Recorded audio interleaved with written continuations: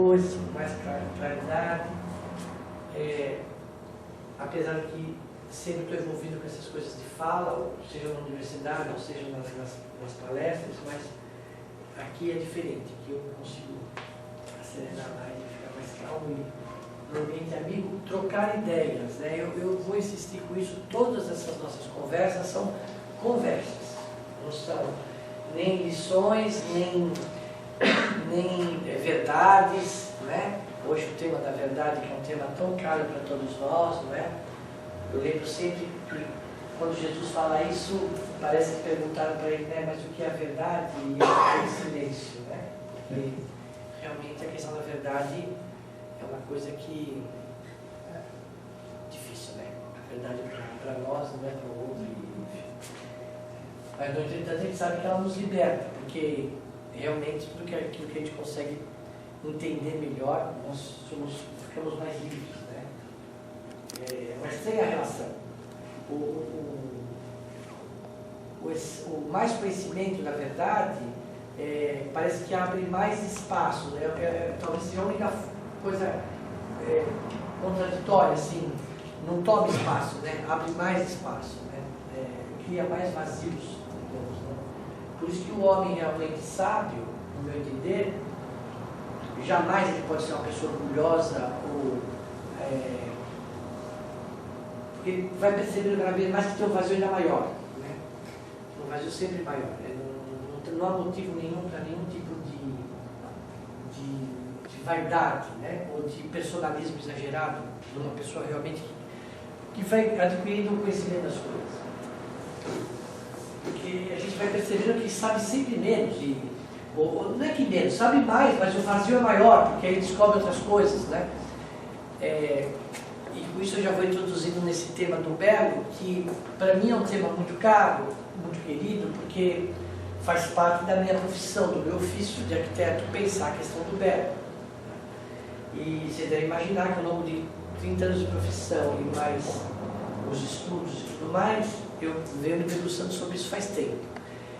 Mas é difícil sintetizar, por isso hoje a nossa conversa talvez seja um pouco assim, aleatória. Eu pincelei alguns pontos, porque tudo não daria, talvez daria para fazer só um curso sobre o belo, e mesmo assim não daria tempo de falar sobre tudo. Porque normalmente nós, de maneira mais assim geral, temos uma concepção, na maioria das vezes, muito equivocada sobre a questão do belo. Primeiro, que nós começamos a pensar que ele é supérfluo, né? Isso é só bonito. É muito comum a gente ouvir isso, né? Não me interessa que seja bonito, interessa que funcione, né? Então, a ideia do belo associada à ideia da função. E o que eu vou tentar conversar hoje aqui com vocês como vocês sabem, eu gosto muito da origem das palavras. Então, se a questão do belo nos remete diretamente à ideia da estética, a palavra estétis significa sensibilidade. Então, em última instância, o desenvolvimento do pensamento belo é o desenvolvimento da sensibilidade. A gente sempre fez uma associação.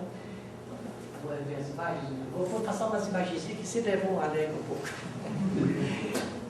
O fogo, pode passar, Luiz. O céu, a natureza, né? O universo. Pode ir outra, Luiz. Terra e a outra. A natureza novamente, uma imagem fortíssima e bonita, né? E a outra, Luiz. E aí? Parei. Capela Sistina, Michelangelo, Deus e a criação.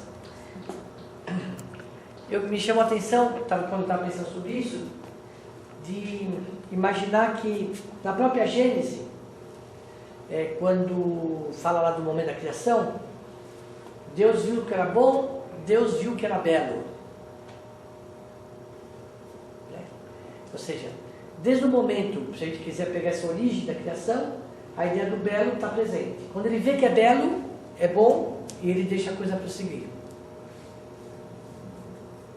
Então, acho bonito imaginar que o belo, que nós sempre, na maioria das vezes, percebemos como coisa supérflua e não necessária, entre aspas, eu gostaria de hoje aqui, se eu saísse daqui, pelo menos todo mundo ficasse pensando, mesmo que não concorde comigo, porque eu não tenho nenhum problema que não concorde, ficasse pensando que a ideia do belo é muito mais do que a ideia do útil,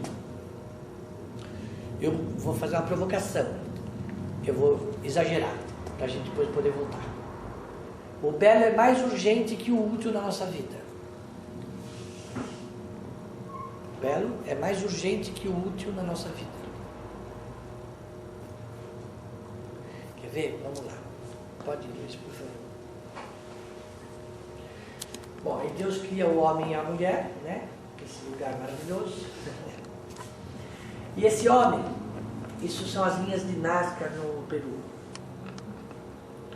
E esse homem nunca, em nenhuma etapa da nossa evolução, se contentou só com o que era útil. Eu diria para vocês, nós vamos ver algumas imagens. Imaginem assim. Vocês conseguem imaginar que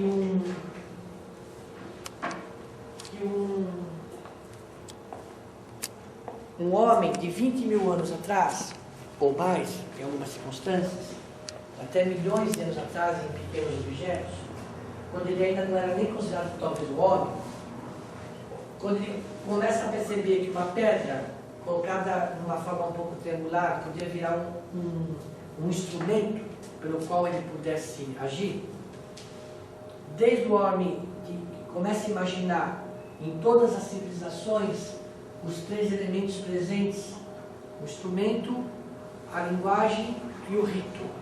Esses três elementos estão presentes em todas as civilizações: o instrumento, a linguagem e o rito.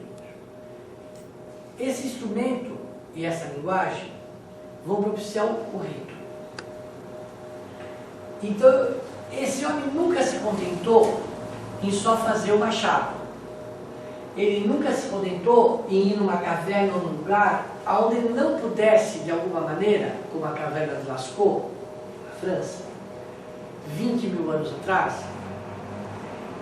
dezenas, centenas de desenhos, em que ele representava ele mesmo, a sua civilização, a sua família. Ou seja, ele tinha vencido a ideia do útil. Ele tinha se abrigado da chuva, do sol, dos bichos, num abrigo que ele tinha conseguido conceber. Mas, desde o princípio que ele consegue vencer essa etapa da sua sobrevivência, paralelo a ela, vem a ideia da construção do belo. A ideia de que não bastava só ser útil o abrigo. Essas linhas de Nazca são desenhos fantásticos, tem 1 milhão de teorias sobre isso. Ou então, esse templo, Stonehenge, a uns 70, 80 quilômetros de Londres, na Inglaterra, em que todas as teorias que vocês possam imaginar têm sobre isso aqui também. O que se sabe, que é mais provável, que tudo indica que era um templo mesmo, mas de uma beleza e de uma geometria absolutamente esférica, redonda, sem fim. Não se sabe nem bem qual é a civilização que fez. O que eu estou querendo levar todo mundo a caminhar é na seguinte ideia: o homem, através do belo, vou fazer mais uma provocação, e através da busca dessas coisas, é que inventa o além. Nós inventamos a ideia da metafísica, da vida após a morte, ou da ideia de que nós não éramos simplesmente feitos de carne e osso, por causa que nós buscávamos uma transcendência. E essa transcendência nós buscamos através da estética, e não através do raciocínio tão lógico como a gente imaginava. Quer ver? Vamos lá.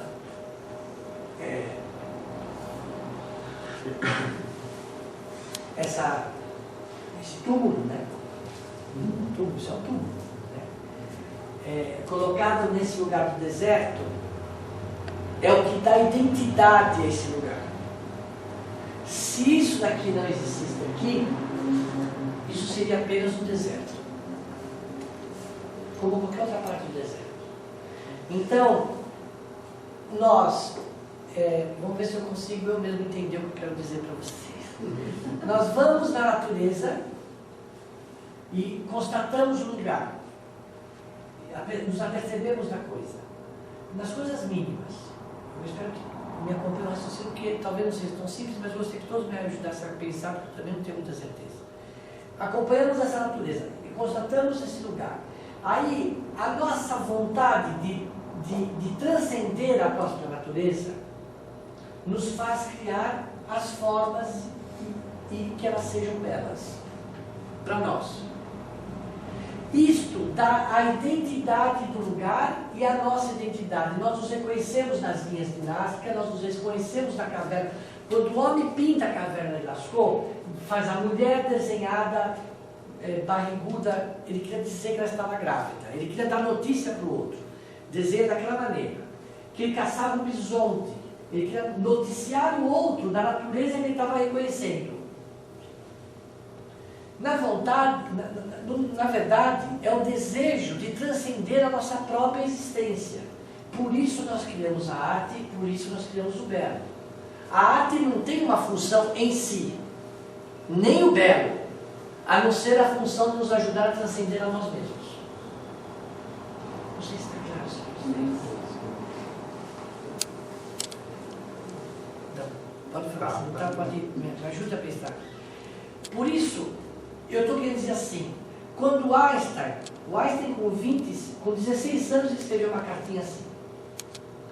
Claro que ele era um gênio, não precisa nem falar. Escreveu, com 16 anos, escreveu assim: o que seria se eu viajasse, um jovem, um homem viajasse ao lado de um raio na velocidade da luz? 16 anos. Aí ele diz assim: puxa, como é bonita essa imagem. Ele não fala como ela é sábia, como ela ele fala como é bonita essa imagem, ele mesmo escreve. Quando ele, com 25 anos, faz a primeira lei da relatividade restrita, né, que chama, em 1905, ele tinha só 25 para 26 anos. Olha que interessante, como a ideia do belo, do afeto e do raciocínio, nós, que por incapacidade total ainda humana nossa, nós separamos tudo em departamentos, né, para poder entender. Mas na verdade não tem separação. Ele escreve as 4 cartas que vão mudar todo o conceito da natureza, até hoje, porque ele estava com saudades de um amigo que tinha mudado de Berna, da cidade onde ele morava, e ele queria se comunicar com ele. Ele começa a carta assim: seu baleia gorda enferrujada, como você está? Eu ando pensando umas coisas. Aí ele começa a escrever. Aí quando ele termina, o amigo responde: nossa, como é bela essa equação. Como é bela essa equação. E tudo depois que o Einstein fez, e os grandes cientistas, todos eles, escrevem para ele, dizendo que era a equação mais bonita que eles já tinham visto. Eu estou querendo dizer com isso que quando a pessoa expressa desta maneira suas coisas, quando Deus fala era belo, e por isso continuou, não é simplesmente um jogo de palavras, não é simplesmente uma palavra aleatória, é muito mais que isso. A nossa vida, eu diria, essencialmente é feita das questões estéticas. Agora, o que é isso, né? Por exemplo, quer ver? Vamos lá. O homem, quando vai procurar um lugar desse para morar, como no Machu Picchu, ou quando, por amor a uma mulher, ele faz um templo como esse.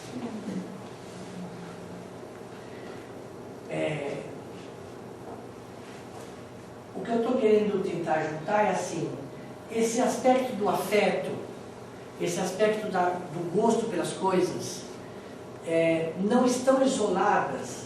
Por isso, quando uma pessoa, em psicologia, ou em uma análise mais assim da dimensão humana, costuma-se dizer assim, a pessoa não gosta nem dela mesma, está completamente desleixada do mundo, ela não liga para ela mesma, ela não gosta dela mesma. A ideia do gosto, a ideia de se gostar, do afeto, nos leva a tentar ser um pouco belo dentro da nossa dimensão. Não significa que o belo é só a Gisele Bündchen, nem o... quem podia ser o grande ator? Então, né? Eu só lembro das mulheres bonitonas, mas o ator também podia ser, o Antoni, não sei onde se daí bonito. Não é o Eugênio. Esse todo mundo acha que é bonito. Não é essa a ideia do belo como comparativo. É do belo para você e que te faz bem. É do belo que é para um e não é para o outro. Mas é necessário ter o belo para si. Por exemplo, esse homem que faz isso faz por amor a uma mulher. Faz isso. Fez. Olha ele aí, ó. E esse senhor que mudou o conceito da vida no século XX, que todos pensam que era um homem frio, todo o inverso. Primeiro, ele era um exímio, ele não era qualquer tocador de violino, ele era um exímio tocador de violino. Violinista mesmo. Ele é um violinista mesmo. Tem uma palestra dele que ele vai dar logo depois que ele é uma figura impressionante, né? Se vocês lerem um pouquinho sobre ele, é impressionante. Ele vai lá totalmente desapegado de qualquer noção material da vida. Para vocês terem uma ideia, ele teve muitas mulheres, muitos amores, mas a primeira mulher com quem ele se casa, para ele conseguir se libertar dela, ele fala assim,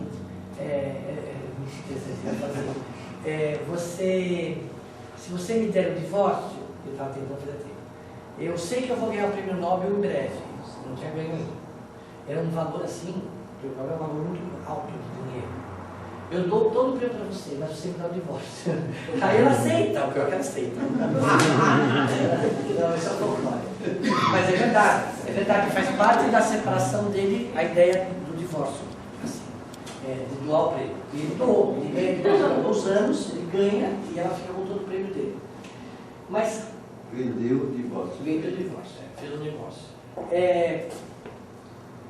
Mas eu pus ele aqui, não foi à toa, foi porque todo o tipo de raciocínio, talvez do maior cientista do século XX, e um dos maiores de todos os tempos,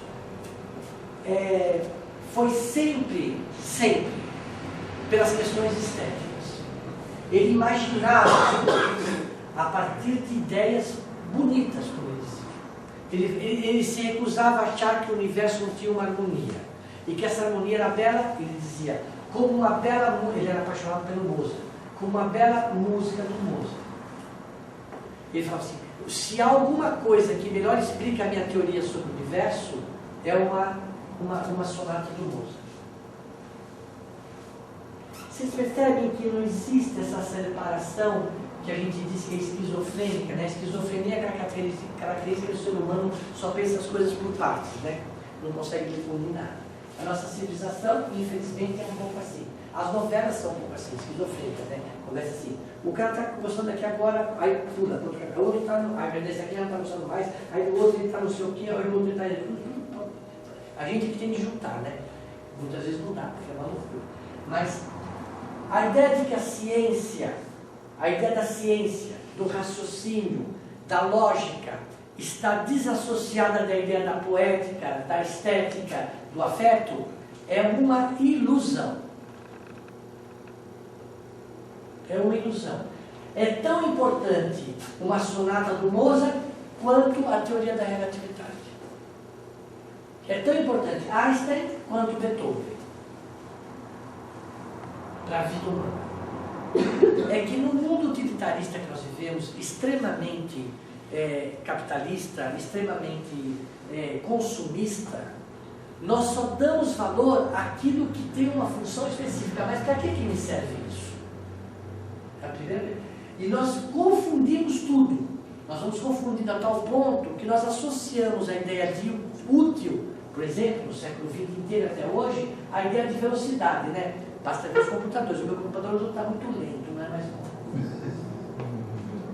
O meu carro também, é um carro muito lento, não é? tudo agora para nós precisa ser assim. E para as gerações mais novas, então, está sendo uma coisa louca, né? O meu filho de 10, 12 anos não tem paciência, o computador demorou meio segundo. Ele fala assim, mas isso aqui não abre mais. Não é? Nós estamos ficando assim, desesperadamente utilitários com as coisas. E, por exemplo, este homem ele passava horas, dias, contemplando. O quê? Nada. Nada. Ele subia para os altos das montanhas e ficava lá. Ou com uma namorada, ou sem uma namorada. Depois ele voltava assim, olha, o universo é curvo. Tem uma luz, não sei o quê. Como o universo é curvo? É curvo. Quer dizer, se nós perdermos o senso estético da existência, eu tenho certeza que nós vamos perder o senso também lógico da existência. É indissociável. Mas a nossa sociedade nos impôs uma condição extremamente, eu diria, cruel. Nós não temos, eu falo de mim, né? Não temos mais tempo para nada, muito menos para fruição estética. Muito menos para fruição estética de qualquer coisa. Quer ver, eu sempre falo isso porque eu pego todo mundo quando eu falo isso. Quem é que chega em casa, tomou seu banho, senta e não faz mais nada além de pôr uma música e ouvir? Muito simples. Muito simples. Não é pôr a música, passar a roupa e estar com a televisão ligada, dar uma olhadinha e atender o telefone e estar lendo um livro. Não, não é isso. É sentar, pôr uma música e ouvir a música. Quem faz isso? Levanta a mão. De verdade. Nunca ninguém. Nós perdemos a dimensão da fruição das coisas estéticas, do verso. De vez em quando. De vez em quando, eu acredito que sim. Em que eu prefiro os DVDs, né? Para ficar vendo também. Por quê? Porque o nosso tempo, dada a nossa função utilitarista da vida, e não estética, e não bela, se subdividiu. E a gente tem o erro de dizer que o tempo está mais rápido, passa mais rápido. Não passa nada mais rápido. O tempo é igual. Para ele, para o homem de 20 anos que lascou, é igual. O que aconteceu com o tempo é que a gente se subdividiu. Então a gente, no mesmo tempo de 1 hora, a gente passa a roupa, lava a roupa, grava disco, vê televisão, faz telefone, é o mesmo tempo. Só que é 10 atividades ao mesmo tempo, que os meios tecnológicos nos propiciaram isso. E o que nós achávamos que era um avanço, nós estamos começando a constatar que é uma perda. Porque não há harmonia nisso. Não há nenhuma sensação de harmonia. E sim, sempre estar atrasado. Eu costumo dizer que eu pareço o coelho da Alice, sabe? O conto da Alice. Estou atrasado, estou sempre atrasado. Eu acho que todos nós um pouco assim. Né? Numa sociedade, numa cidade então, como São Paulo, isso é elevado à enésima potência. Tanto que hoje existe um movimento no mundo de alguns antropólogos, muito interessante, existe um livro chamado Devagar. Existe um movimento que busca, chama-se Devagar. Slow movement, o movimento do devagar. Eles acham que, assim como o século XX se caracterizou pela velocidade, o século XXI vai se caracterizar pelo devagar, pelo lento. Não sei se eles estão certos, mas eles mostram 1000 teorias sobre isso. Desde músicas, que eles fazem músicas muito, muito lentas, para ser ouvidas ao longo de anos, até comida, em contradição à comida fast food, a slow food, a comida lenta. Em contradição ao homem que faz 1000 coisas ao mesmo tempo, o homem que é capaz de fazer uma única coisa por dia. E assim vai. E existe um movimento forte, é um livro da editora Record, traduzido para o Brasil, português, chamado Devagar, do antropólogo do Norte da Europa, agora não sei. Mas vale a pena pensar nessas coisas. Pelo menos pensar. O que a gente vai fazer? Se tiver tempo de conversar. Se tiver tempo de pensar. Pode pensar. E bom, essa é a máscara da morte no Egito. E eu diria uma coisa assim, quer ver? Ó, escrevi um esquema aqui. Deixa eu ver se eu ponho aqui para vocês. Ó, o homem, primeiro, através dos instrumentos, cria tecnologia. Depois, não satisfeito, ele cria a teologia. A ideia de que nós vamos buscar uma coisa transcendente. E eu acho que somente depois, mas que é o mais importante, que é o que baseia tudo isso, é que ele cria a ideia da estética.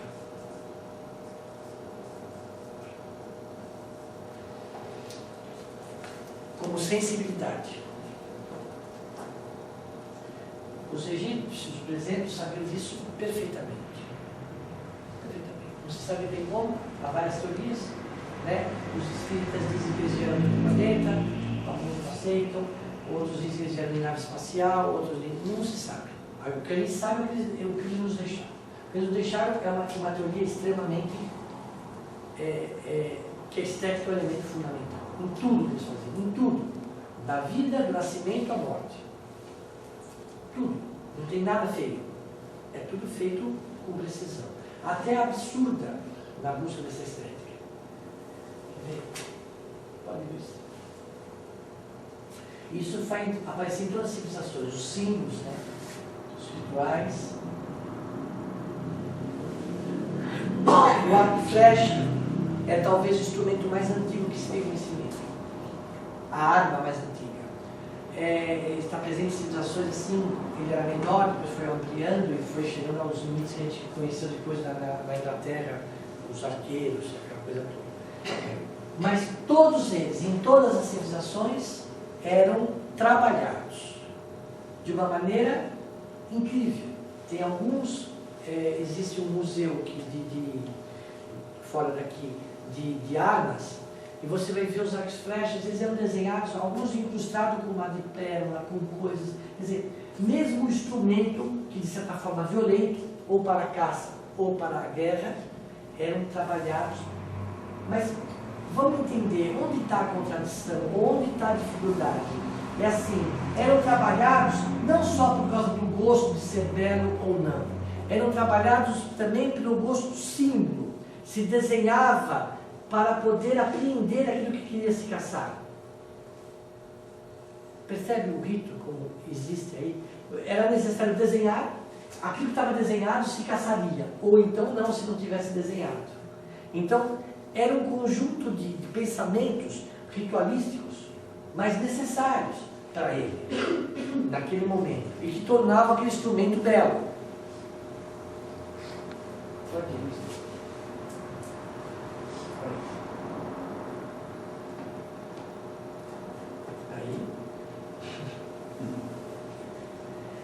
E aí nós chegamos no século XX e isso ganhou um mundo à parte. Né? A arte da passagem do século XIX para o século XX, e depois do século XX, principalmente na década de 20, ela vai ganhar dimensões nunca antes estabelecidas em nenhum momento da civilização humana. Ela vai ganhar a dimensão de que, primeiro, ela se liberta totalmente da ideia religiosa, né? Que a arte sempre esteve vinculada muito a isso, portanto o belo também, ou a arte religiosa ou a arte da guerra. E ganha a dimensão da liberdade da arte, entre aspas, pela própria arte. E a manifestação da dimensão de tudo que estava se descobrindo naquele momento. Por exemplo, é indesassociável olhar isso, que é uma pintura do Picasso, volta um pouco isso, e olhar isso. Né? Então estava a memória das civilizações e estava a representação disso, que eu poderia associar isso à própria teoria do Einstein, da relatividade, das formas geométricas não puras, e aí vai. Ou então, isto eu posso dizer que é belo, e vai ao isso também é belo. Isso é Botticelli, na primavera, o artista do Renascimento. Volta, Luiz. Isso é belo? Isso é belo. Ou seja, a arte e o belo não estão subordinados a uma ideia de valor em si. Vou explicar melhor. As pessoas com uma formação extremamente acadêmica, digamos, clássica, só acha belo este, e só vê valor nisso. Porque não tem pintar, não sei o quê. Eu poderia dizer, bom, uma mulher loira, bonita, fotografada é mais perfeita que essa. Mas não é isso que a gente busca. Então a perfeição é o elemento essencial do belo? Não. Não. Não existe um atributo moral à arte. E nem a nenhuma criatividade. Nem a nenhuma criação. O Einstein não era moralista quando fez a lei da relatividade, e fez. E nem o Newton. E nem ninguém. Aqui é a mesma coisa. Nós só achamos, se não tomamos cuidado, belo esta imagem de mulher. E não essa. Ou seja, o que eu estou querendo também dizer é o seguinte: o gosto do belo se discute. A gente sempre fala assim, a gente ouve muito isso. O belo, o gosto não se discute. O gosto se discute. Muito. Aliás, estão aí todos os tratados de arte e de estética para dizer que o gosto se discute. E estabelece-se valores. Esses valores são estabelecidos pelas civilizações. Pelas civilizações. Infelizmente, nós vivemos num mundo de tanta informação que a gente tem a tendência a achar que tudo é igual. E tudo tem o mesmo valor. E não tem. Não tem. Nem toda música é boa. Faça o sucesso que quiser. Não dá para comparar. Eu posso falar os nomes? Não posso falar. Não dá para comparar. Luan Santana. Esse aí está falando, não sei quem é, mas esse daí com Tom Jobim, para falar de música popular. Não dá. Não adianta. Pode falar o que vocês quiserem.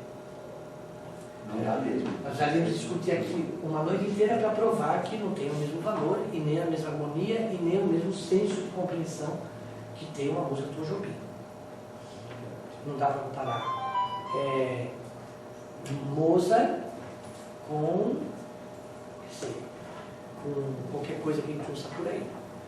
E não adianta dizer, mas eu gosto, mas você gosta errado. Eu gosto errado. Falar com clareza, precisa ficar muito claro isso. O belo, a estética, o valor artístico de uma coisa não é no gosto seu, meu ou de uma pessoa. É aquilo que representa para a civilização no qual está inserido. E tem essa importância, que não é a venda do disco nem a venda do quadro. Você pode gostar de Picasso ou não, mas inegavelmente ele é o pintor ou um dos artistas mais importantes do século XX. E não adianta falar que não. Eu não gosto desses riscos do Picasso. Uma vez perguntaram para um outro contemporâneo do Picasso, um homem chamado Miró, perdão, trouxe na minha imagem, mas o senhor pinta como uma criança? E ele falou assim, pois é, eu precisei chegar aos 82 anos de idade para voltar a pintar como uma criança. É claro que ele não pintava como uma criança. Parece que é infantil, mas não é. Ali atrás está toda uma história da arte que a gente vai ficar aqui 2 horas explicando por que isso é importante. Não é só o gosto. Portanto, vamos tomar cuidado também com esse lado. O belo também faz a gente refletir sobre as coisas. Através da estética de um país ou de uma civilização, você pode compreender aquele país ou uma civilização. A cultura que ele está envolvida. E, infelizmente, eu volto ao início da nossa conversa, nós acabamos deixando que isso ficasse no segundo plano, achando que não é tão importante na nossa vida. que eu queria incentivar a todos, a partir de hoje, pelo menos a refletir nisso. Quando você se olha no espelho e acha que precisa atingir o cabelo, arranjar uma peruca ou arrumar, você está se gostando de você mesmo e está transcendendo a você mesmo. Porque você está preocupado com o outro, que vai te ver. Se você leva isso ao exagero, você vira um narcisista de você mesmo, ou como existe hoje essas pessoas que só se cuidam do corpo e demoram 10 horas para tomar um banho, que depois vai 5 horas. Todo excesso nega o fim proposto, dizia um grande pensador brasileiro. Todo excesso nega o fim que se propõe. Todo. Isso vale para qualquer coisa da vida da gente, qualquer coisa. É bom tomar um vinho, é bom. Se você beber demais, já não é mais bom. É bom ter vontade, apetite sexual, é bom, faz parte da vida.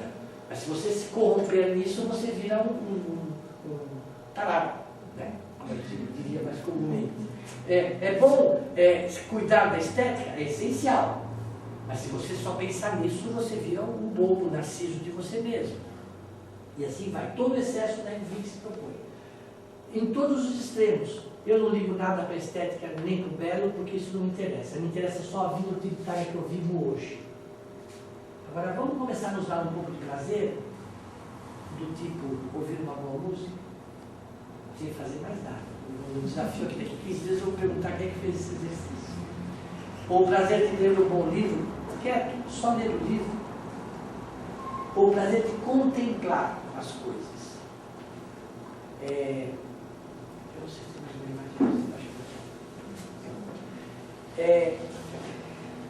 Eu finalizaria dizendo o seguinte, só para a gente poder depois conversar um pouquinho.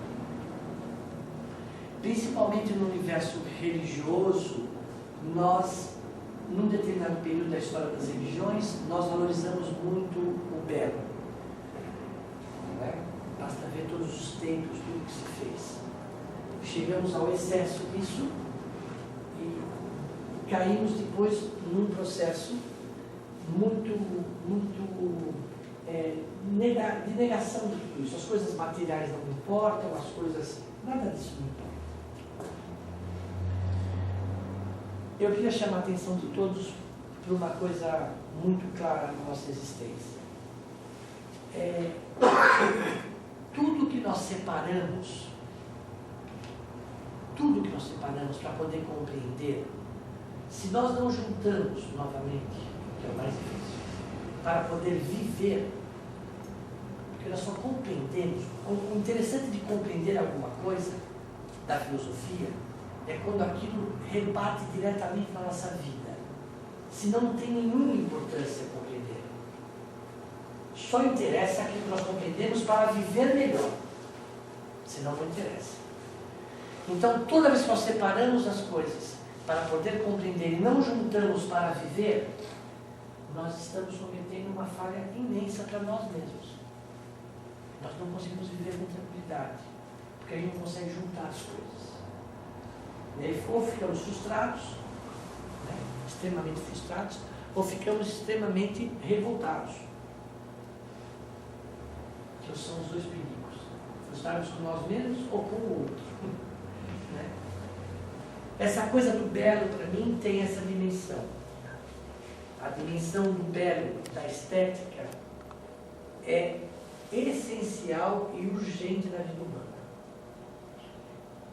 Nós não vivemos em formas, nós não vivemos do ar sem nada.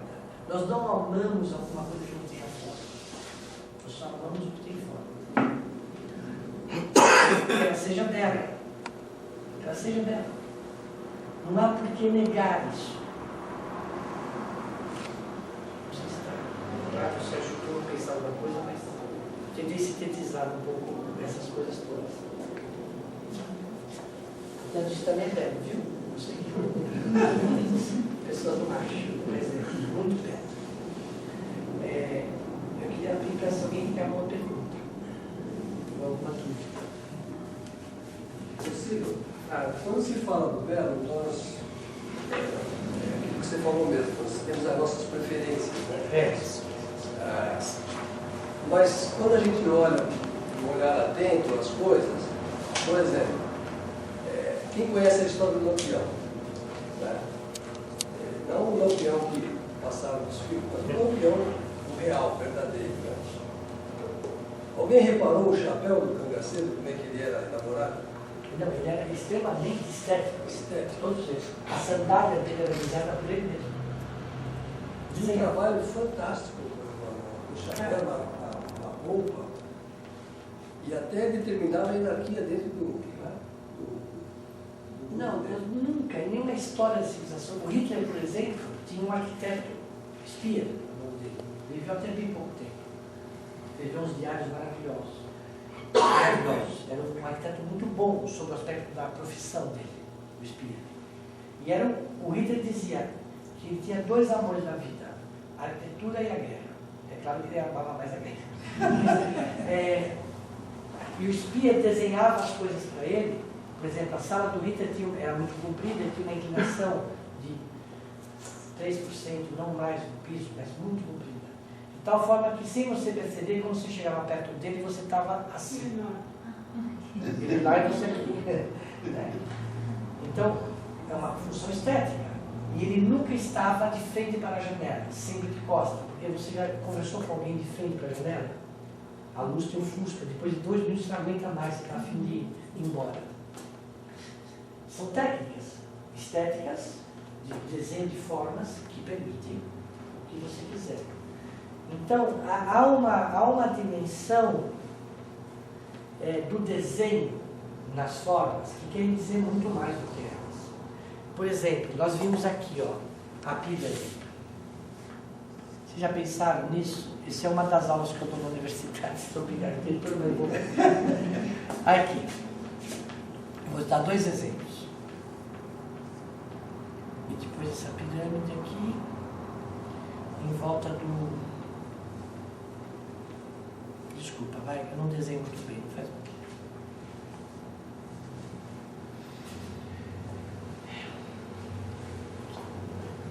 Essa daqui, eu já vi um filme. Isso daqui é a pirâmide que nós vimos 3, 4 mil anos atrás, tá bom? Esta forma são as mesmas, não são? São 3 formas iguais. O que muda no mundo da estética não são as formas. As pessoas se prendem essa imagem aqui pela forma. E a outra, só para ajudar. Também pela forma, não é? O que muda no mundo da estética não são as formas, são os desenhos. A palavra desenho em latim significa designare. Designare quer dizer intenção, propósito, desejo. Intenção, propósito, desejo. Quando ele desenhou isso daqui, essa forma, que é a mesma desta e a mesma desta, aqui era um túmulo. Aqui é um museu em Caracas, 3.500 anos depois. E aqui é a entrada do Museu do Louvre de vidro. Nós demoramos 3.500 anos para transformar a mesma forma de pedra em uma forma transparente. A mesma forma com diferentes desejos, com diferentes intenções. Não é que essa é mais bela que esta. Percebe? Como a ideia do belo, do gosto, é uma coisa muito relativa. Você pode dizer, a pirâmide do Egito é uma maravilha. Eu vou te falar, eu prefiro a pirâmide de vidro do Louvre. Você fala, mas não é isso. Aquela é uma função. Enfim, aí começa a discussão sem fim. Eu prefiro essa imagem e não a outra. As formas são sempre as mesmas. O que muda são as intenções das formas, os desenhos. Por isso que a ideia de que aquilo que é bom, por exemplo, uma forma de uma pirâmide, ela se sustenta ao longo de milhares de anos. A mesma coisa eu poderia dizer isso aqui, Aquele templo lá que nós vimos, o Stone Age, é um templo curvo. Isso daqui é o Panteão de Agripa em Roma. O Panteão de Agripa em Roma é feito de uma forma curva. Aqui dentro, entre o sol e a chuva, que tem um recolhimento de água. Isso daqui é alguns 1000 anos antes de Cristo. Essa forma dessa curva aqui, dessa cúpula, ela vai estar presente em todos os templos, ao longo de todas as histórias das civilizações. A tal ponto que um homem genial, para nossa sorte brasileiro, pega o elemento principal de um templo, que é uma curva, que é uma cúpula, e transforma esse elemento principal no próprio templo. Isso é uma cúpula também invertida. Ó. Isso é uma cúpula invertida. Você entra aqui dentro, isso aqui faz a forma da cúpula, quando você está aqui embaixo olhando. Ou seja, a mesma forma com outros desenhos. Você percebe que a ideia da estética do belo não é tão simples assim. Por isso que talvez a gente quis abolir a nossa vida e achar que não era importante. Há uma dimensão maravilhosa na forma como uma pessoa come. Como ela se alimenta. É bonito a gente ver uma pessoa que come bem. É bonito. Ficar vendo televisão na hora. Sem ficar vendo televisão. Por aí vai. Ciro, Oi. a estética contemporânea ainda é pela transcendência, Assim. mas não aquela de lá. É uma transcendência diferente, né, Luiz?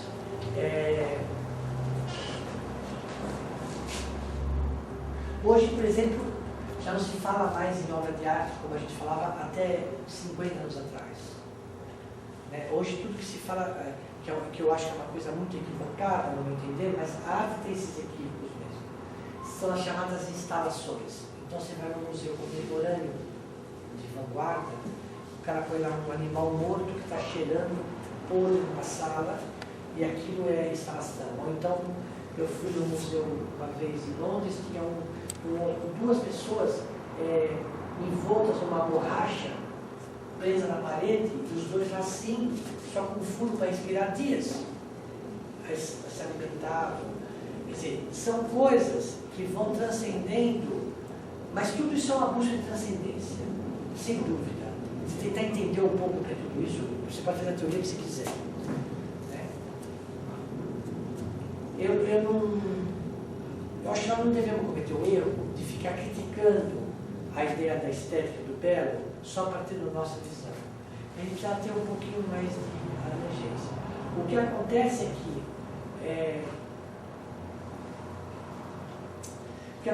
é que é natural do ser humano nessa busca aos excessos.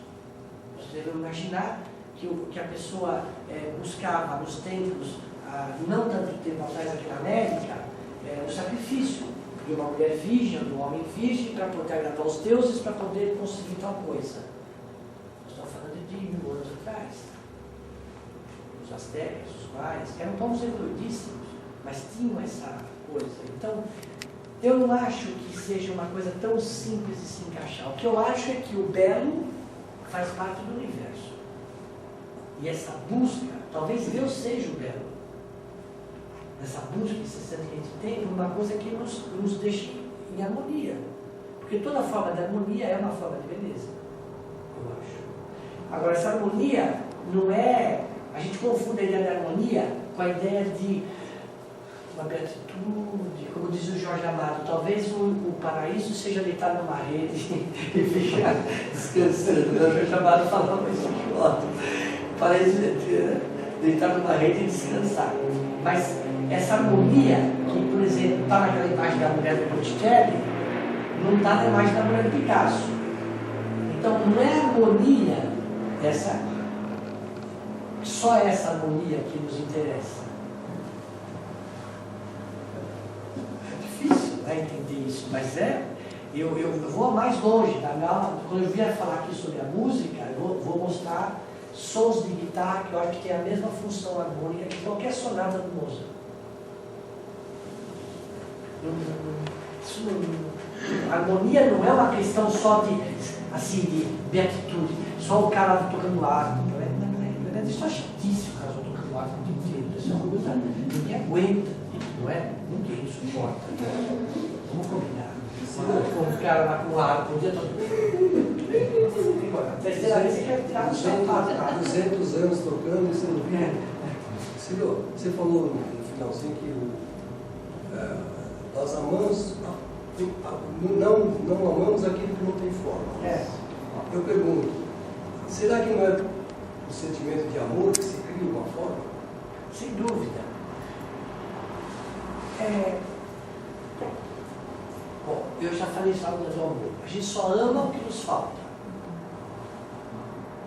O amor é aquilo que nos falta. Nós não amamos o que não nos falta. Essa é a contradição que a gente vive o tempo todo. Eu quero tanto aquela moça, depois que você conseguiu, que você conquistou, depois do que você já não tanto. Então, já tem. A gente ama o que falta. Agora, eu acho que tudo é muito assim, genérico dizer isso que eu vou dizer, mas é assim mesmo que eu acho que eu precisaria explicar com mais tranquilidade. Tudo que nós fazemos na vida, nós fazemos por amor. Eu convencido disso. A gente faz, mesmo que o amor nosso seja o vil metal. Mas a gente ama esse vil metal para fazer. Você quer aquela coisa porque você quer estar próximo. Quem não tem filho, quem já teve um namorado, uma namorada, enfim, que dá aquela coisa de abraçar e fazer assim, não é? Então, esse sentimento é o que move o universo. Sem dúvida. Sem dúvida nenhuma é o que move o universo. E cria umas coisas. Por isso que o artista, no momento da criação, ou um cientista, no momento da criação, é tão incompreendido. Porque é um momento único, solitário. Você diria que é um momento de transcendência? De transcendência, claro. Sai de si, né? O som em volta fica diferente. Tudo fica diferente. Porque você está naquele momento que é um momento de síntese, que você não quer perder. E que, vou dizer, se passa, passa. Não volta. Não volta, não tem a outra que volta. Ela já falava isso no passado, me lembra, mas assim, o mundo está de cabeça para baixo. Vocês se lembram dessa expressão? Então, como dá? Ela falou, porque está acontecendo coisa que não acontecia antes. Imagine se é muito gigante agora aqui no meio dessa que nós estamos percebendo. Eu ia falar que estava doido. Por que será que eles disseram que são os espíritos que nos dirigem? Posto. Por exemplo, é muito comum numa sociedade machista como a sociedade latino-americana, principalmente, ou a latina em geral, aí isso é coisa de moça. O que ele está aprendendo? Artes. Aí quem entra no mundo da arte, ou virou gay, ou é mulher. O Vanderlei está aprendendo arte. E essa nossa associação direta do universo do belo, da arte, ao universo feminino, é uma questão antropológica, muito forte. Nós sempre fizemos isso. Porque, claro, o homem vai para a caça. E a mulher fica em casa, pintando o arco e flecha do cara que vai para a caça. Estamos fazendo lembrar das gueixas. Pois é. Então, quer dizer, esse universo da arte, do belo, sempre teve associado, tanto que assim, coitado, o filho dele é artista.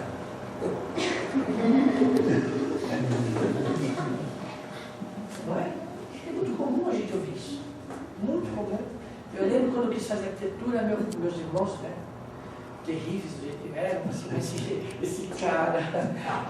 Fazer arquitetura? Pois é. Então, quer dizer, é um universo que a gente se afastou. Porque o homem, principalmente no caso agora, o homem, o ser humano, o macho, né, da espécie, não pode ser sensível, nem delicado. Ele tem que ser grosseiro, ele tem que lixo, cuspir no chão, ele comer de um jeito atrapalhado, porque ele não é bacana. E o que eu estou querendo dizer nessa nossa conversa de hoje é que é todo o inverso. Nós temos que dar tanto valor para um lado, da vida do trabalho e do cotidiano, quanto do valor das coisas estéticas. Comece a valorizar isso, vocês vão ver quanto isso vai ser bom na gente. Você se sente mais participante do universo. É claro, a harmonia do universo, senão fica manco do lado, né? O Fernando Pessoa, o grande poeta português, dizia uma coisa que eu amo, dizia assim: tudo que em mim sente está pensando. Não há essa separação de sentir e pensar. Você pensa as coisas e sente. Não é? Não é? E o belo é isso, né? É você sentir a coisa. Não que você não entenda muito, mas você sente aqui. A harmonia que está aqui. A harmonia que existe nessas cores, nessas formas, nessa geometria absolutamente contemporânea. É impossível pensar isso quer dizer, a arte não evolui. Para tirar isso da cabeça. Por isso que a gente acha que aquilo é belo e isso não é. A arte não tem evolução. A arte é só a arte. Não existe evolução daqui para o quadro do Botticelli. Não existe. Isso é um conceito moralista da arte. E belo. Eu ia perguntar sobre matéria-prima na utilização dela. Bom, aí entra a tecnologia. Hoje em dia existem coisas de arte, da chamada arte cinética, que se movimenta, da arte digital, né? Já vai caminhando com outras coisas, né? E que você vai começar a perceber que, na verdade, é só a mesma coisa desenhada de outra maneira. É muito bonito, é um mundo sem fim. Na sua opinião, o belo ele vai só da questão visual ou parte do tipo, sensorial, só a sensação? Por exemplo, uma pessoa que não enxerga ou não ouça, ela não tem mas ela pode sentir, né? Eu acredito plenamente nisso. Você deve imaginar que quando Beethoven fez a Nona Sinfonia, ele já estava completamente surdo. Não é que ele estava mais ou menos surdo. E o nosso querido, para falar da minha área, Oscar Niemeyer, está cego. Outro dia eu vi ele desenhando com... Outro dia faz uns 2 anos, ele estava bem mais novo, tinha 100 anos. 99. Ele estava dizendo a cidade da música na Argentina, em Córdoba. E vou contar, não me leve a mal, vou contar porque eu vivi essa experiência, falo até de me arrepio até agora quando eu penso. Já teve isso. Ele desenha numa salinha que não tem nem janela. E bem pequena. E eu cheguei na final de tarde, estava tudo no meio da penumbra, e ele estava com um desse tanque grande desenhando. E ele falou, quem chegou? Eu falei, eu cheguei aqui, né? Senta aqui, corta umas fitas crepes aí pra mim. Fita crepe é aquela fita aqui enrola assim. E eu cortei e fui pondo de lado. Ele falou, dá pra mim a fita. Eu dava. Ele desenha sempre com uma prancheta não totalmente inclinada assim, mas assim. E normalmente de pé. Acho que ele estava muito velhinho, fizeram a prancheta, ele senta, colocaram uma lente de aumento igual dessas de cirurgia, e ele estava desenhando. Eu dava a fita crepe para ele, ele punha a fita crepe no risco, como se era uma cúpula assim. Ó. A cidade da música de lá é uma cúpula assim. Tem essa forma aqui, tem esse vazio aqui no meio assim. E ele estava desenhando e ele punha a fita crepe aqui, por exemplo. E aí ele, com a mão, ele passava mesmo assim, ó. Sentia a fita. Dá mais uma. Punha outra. Ele tirava a fita e corrigia o traço. Punha a fita outra vez. Então, eu acho que é uma questão da sensibilidade mesmo, dessa percepção. O Mozart, o Beethoven tinha a música da Nona Sinfonia inteirinha na cabeça dele. Dizem que, não sei se é folclore ou não, que quando termina a execução ele estava presente, da primeira vez que executaram. Todo o teatro estava ovacionando ele estava bravo. De costas para o teatro ainda. De costas para o teatro, porque ele achava que não tinha terminado. Não estava ouvindo nem as palmas. Quer dizer, há uma dimensão interna da arte, que é essa transcendência, que você busca nas coisas. Então, claro que através da sensibilidade que é natural, quando o ser humano que sobreviveu a todos os outros seres, digamos, ele desenvolve outras sensibilidades de acordo com aquela que ele tem menos, não é? Então, vai desenvolvendo outras sensações, eu acho. O Oscar Niemeyer sempre falava, a vida toda falou de que era essencial o desenho. Essencial o desenho. Ultimamente, como ele vem ficando cego, inteligentemente ele fala assim, o desenho não é tão importante. O importante é o projeto que tem na minha cabeça. Então você vai buscando as suas razões, né? Obrigado, desculpa, eu falei demais. Muito bem. Tivemos hoje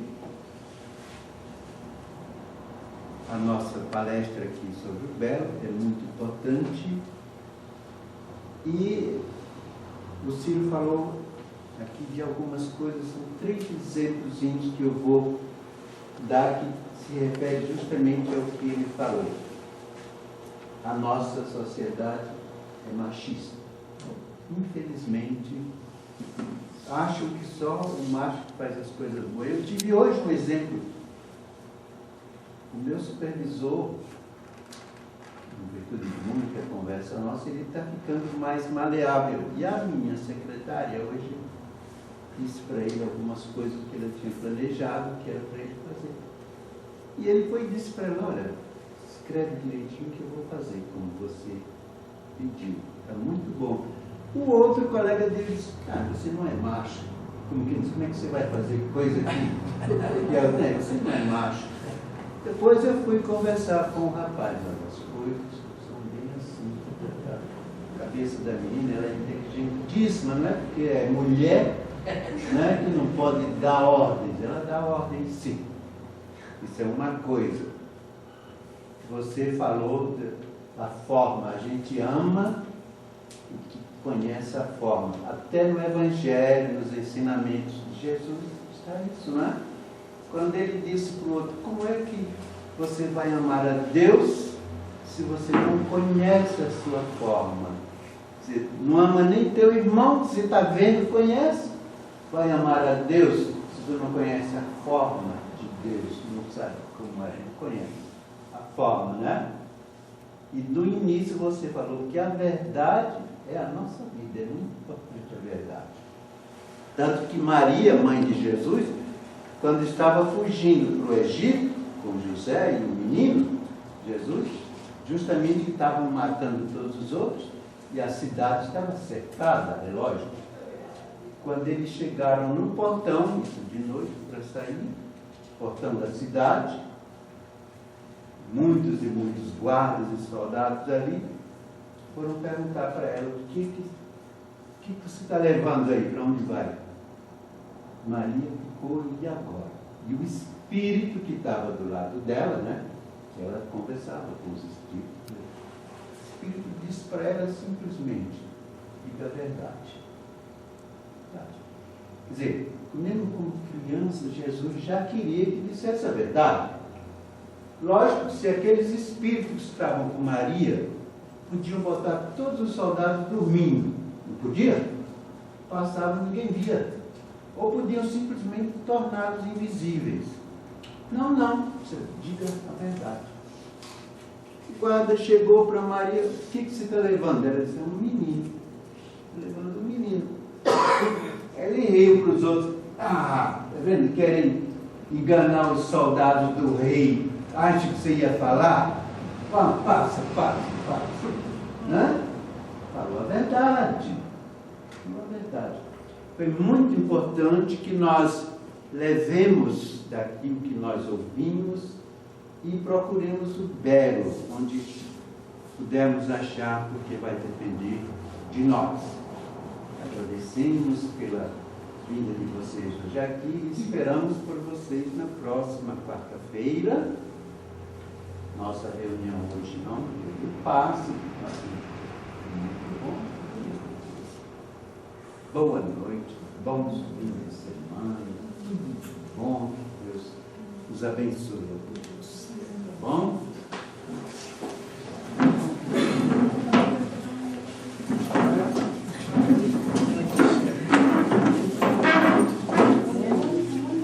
Quem não assinou o livro, assina ali, tá? Mas muito